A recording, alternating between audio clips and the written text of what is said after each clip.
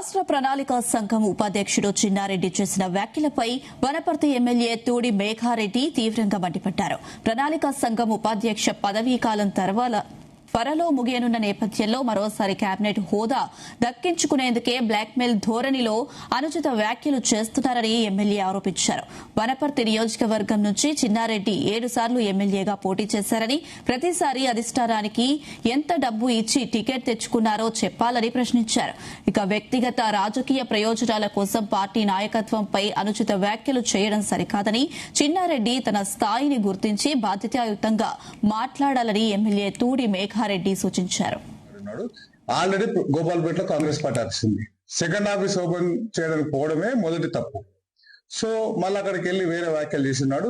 ఆ వ్యాఖ్యలు 1 ఏఐసిసిని చేస్తున్నాడు, 2 రేవంత్ రెడ్డి గారిని చేస్తున్నాడు, 3 నన్ను చేస్తున్నాడు. సో అందరి కాంగ్రెస్ పార్టీ మనోభావాలు దెబ్బతిన్న దానికి కారణమైన చిన్నారెడ్డి గారు ఫస్ట్ క్షమాపణ చెప్పాలి.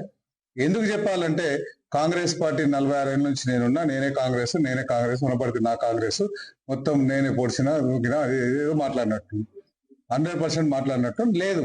నేను చాలా సీరియస్ గా చెప్తున్నా. ఎందుకు చెప్తున్నా అంటే కాంగ్రెస్ పార్టీ స్వాతంత్రం వచ్చినప్పటి నుంచి వనపర్తి నియోజకవర్గంలో ఆయన కాంగ్రెస్ ప్రతిష్ట కోసం దాని బలోపేతం కోసం పనిచేసిండు. కానీ ఆయన యూత్ కాంగ్రెస్ ఉన్నప్పుడు జయరాములు గారు టికెట్ గుంజుకున్నప్పుడు మళ్ళీ ఆయన ఎంత బాధపడి ఉంటాడు.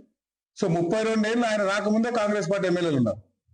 దాని తర్వాత 17 ఏళ్ళు టీడీపీ ఉంది. దాని తర్వాత 5 ఏళ్ళు బీఆర్ఎస్ ఉంది. మళ్ళీ ఇప్పుడు కాంగ్రెస్ ఉంది.